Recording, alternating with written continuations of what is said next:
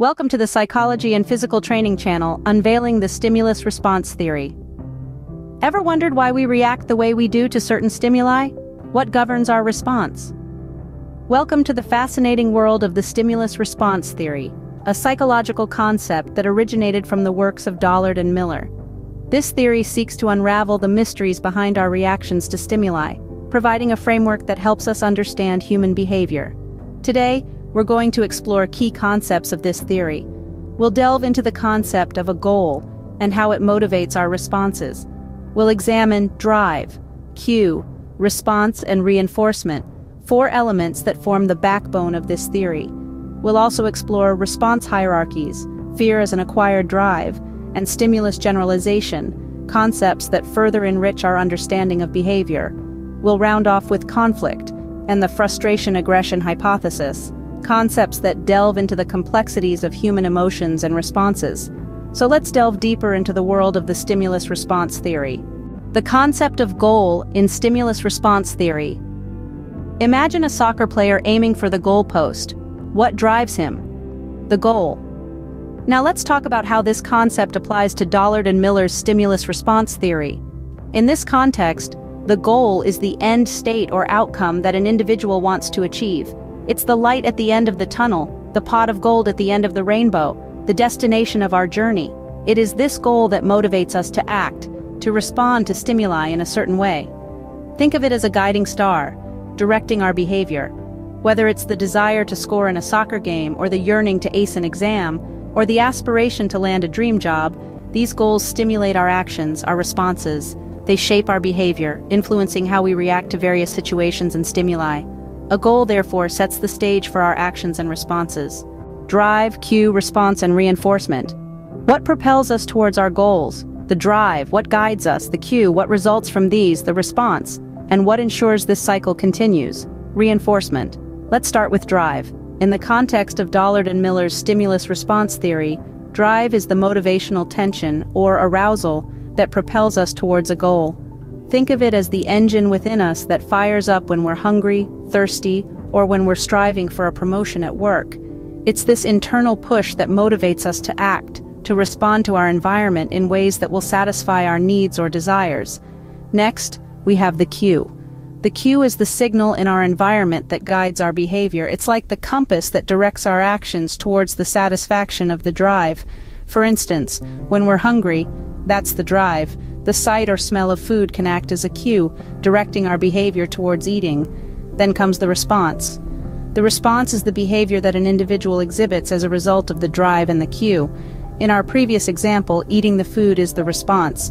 It's the action we take to reduce the tension caused by the drive. Now, what ensures we repeat these actions?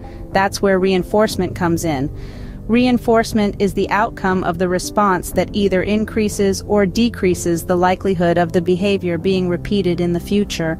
If the response leads to a reduction in drive, like how eating satisfies hunger, it acts as a positive reinforcement. This increases the likelihood of us repeating the behavior when faced with similar drives and cues in the future. So, in essence, drive creates a tension that needs to be resolved. Cue guides our behavior to resolve this tension. Response is the behavior itself, and reinforcement determines if this behavior will be repeated or not in the future. Together, drive, cue, response, and reinforcement form the foundation of our behavioral responses. Response hierarchies and fear as an acquired drive. How do we decide among various responses? Why do we fear certain things? Let's find out. Dollard and Miller's stimulus response theory introduces us to the concept of response hierarchies. Essentially, it's like having a mental list of potential reactions or behaviors we could exhibit in response to a specific stimulus. This list is not random, it's ordered. The responses at the top are those we're most likely to exhibit, while those at the bottom are less likely. This hierarchy is dynamic, changing with our experiences and circumstances. Imagine you're at a party and someone spills a drink on you. Your response hierarchy might start with laughing it off at the top, followed by expressing annoyance, then perhaps escalating to anger if it happens repeatedly. The response you choose depends on various factors, such as your mood, your relationship with the person, and even your cultural background. Now let's turn our attention to fear, an emotion we've all experienced. But have you ever stopped to consider that fear can be an acquired drive? A drive in this context refers to an internal state that motivates behavior. Fear, unlike some of our basic biological drives like hunger or thirst, isn't something we're born with. Instead, it's learned through experiences. Take a child, for instance. They don't innately fear a hot stove. They learn this fear after experiencing or witnessing the painful consequences of touching it. Once this fear is acquired, it acts as a drive, motivating the child to avoid the stove in the future. This fear, once learned, can be generalized to similar stimuli. So the child who has learned to fear a hot stove might also become wary of other heated objects. The interplay between response hierarchies and acquired drives like fear creates a complex web of behaviors. These mechanisms shape our responses to the world around us, guiding our actions and reactions, sometimes in ways we don't even consciously realize. Our response hierarchies and acquired fears significantly influence our reactions to stimuli.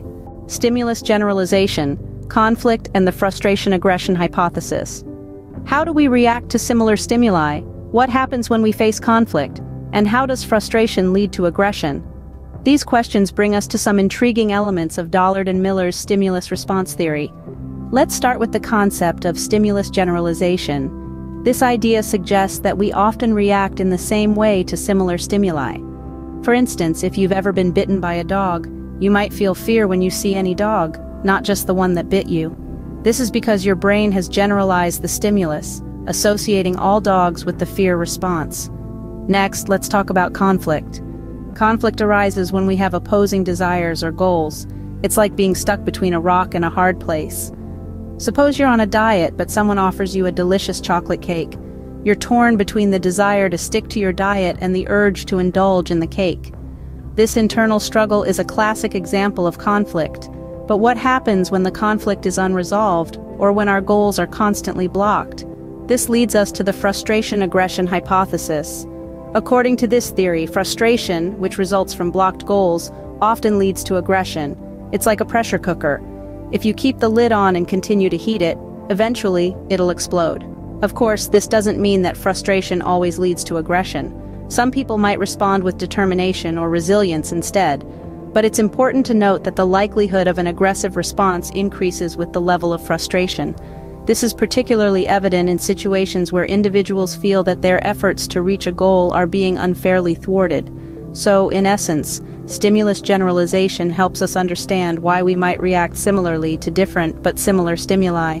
Conflict gives insight into the psychological tug-of-war that happens when we have opposing desires. And the frustration-aggression hypothesis offers a perspective on how blocked goals can lead to aggression. These concepts help us understand our complex reactions to different situations. Wrapping up the stimulus response theory. So, what have we learned about the stimulus response theory? This intricate theory has many facets that all play a role in our behavior and responses.